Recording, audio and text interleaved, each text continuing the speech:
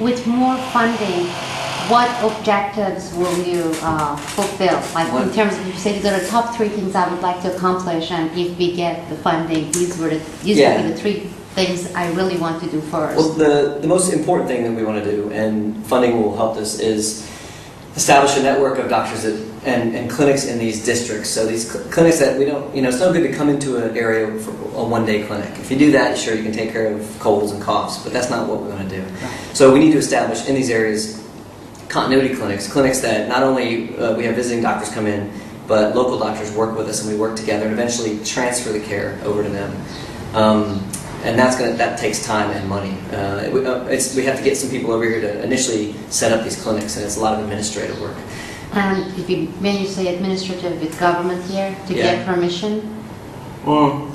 We have permission, but that took us a little time. We just got permission, and I've been doing this for a while. So we've gotten permission from the capital of the province, and once they say yes, all the districts will say yes. Okay, so now that you have it, you can, if you have the funding, you can expand it. You don't have to go through the same paperwork bureaucracy. Right, and they will help us a lot. And we're the first health-related charity in Central Vietnam working with healthcare of adults. I mean, there's charities here working with children and disabilities, but so we have a lot of. Quang Nam province is very big, and so we went and saw them a couple weeks ago, and they were very excited about what we wanted to do. And basically said, just let us know what you want to do, which is kind of an open door, and there's a lot, it's a little overwhelming. So we're going to have to focus on, there's a lot of heart defects and a lot of things in adults which are, one person has, and it takes a lot of resources to help that person out, and we're willing to do that, but that can bog you down, and we're trying to focus ourselves on these chronic diseases, monitoring for them, treating them, and educating the doctors on how to do it. Because I think that for us is going to be the biggest impact. And for any required tests, do you still have to send them to the Vietnamese hospitals? Let's say this lady needs follow-up for blood, sure, etc. We do.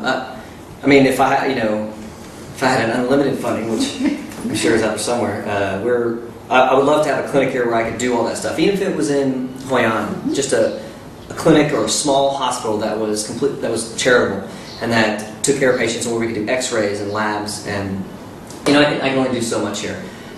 We can actually check for anemia here, we can check their urine, and we can check for diabetes, but it would surely be nice to have a one-stop shop. They come in, we get them sorted out, and then we get them on a treatment plan to send them. And that could even be portable. It's not the equipment, you can't bring an X-ray machine, but we can do basic blood work, all that, back in the States we have very small machines for all this stuff. We can even do ultrasounds. We can do our own ultrasounds of the abdomen and echoes, that would be great.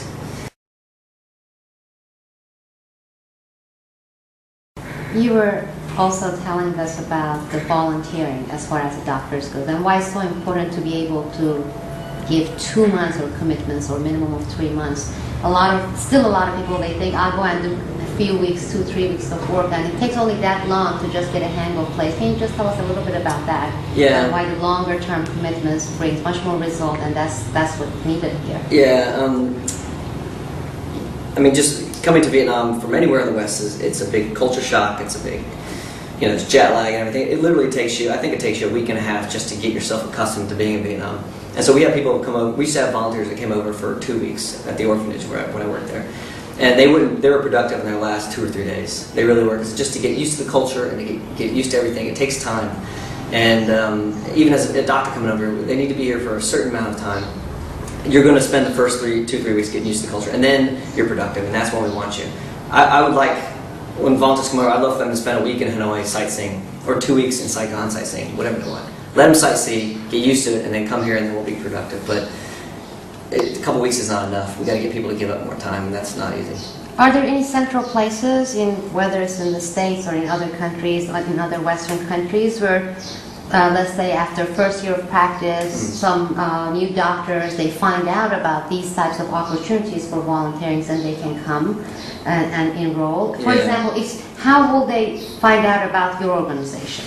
Well, hopefully I'll at some point be able to shove it down all their throats and make them come. But it's interesting that in the last couple of years, it seems in med schools and in residencies, it's been kind of popular to this international health. Mm-hmm. It's always been around. It was around when I was in medical school, but it's becoming more popular. And I think it's getting funded now. So I think that's the way to do it, is to approach university and offer this. First year out, we probably wouldn't want them, but once you're a second or third year resident in internal medicine, they can do all the stuff that we're doing, and I love them. And they still have the zest and the energy, and so it's either going to be them or it's going to be doctors who have retired. I think are probably the ones that we're going to have. But I mean, approach the university, which I'm going to do when I go back in next week. I'm going to approach the university and say, this is the program I have set up. Can you commit these grads? It's a little hard to do it though for more than a month probably, but if we can get them coming over here for a month and a half at a time, that'd be great. There's a lot of them. We can rotate them through. So people who may be watching this and they want to help, either the medical doctors, the doctors who want to volunteer, or people who want to donate, the best way for them to contact you is to because we're going to provide your website address and actually link to a couple of your newsletters. They've been very informative. I love them. They've changed and your email address, and then they basically contact you directly and say, okay. And it's and both Anna and I will be receiving those emails. So they'll just contact us directly, and we'll let them know. If they have things to donate, if they have supplies, we'll let them know what we need. There's some things we don't need. Believe it or not, you can get a lot of basic medicines over the counter here for very cheap. Right. So people want to bring medicines. Usually we can get medicines, but equipment we're really looking for. We'd love to be able to do little ultrasounds, and all that would save us a lot of time and effort. So. Right. And in addition to doctors, how about like physiotherapists? Yeah. When I say, I don't work alone. I work with 5 other charities here in town, and they all do great stuff. And physiotherapists are in need in town through all the different charities. Good physiotherapists, nutritionists, we love nutritionists. Speech therapists, you find a speech therapist, it's like finding gold. I mean, they're hard to find, and we need them over here. So speech therapists, physios, and nutritionists are big. And people who are good at healthcare, nurses are fantastic. I love nurses.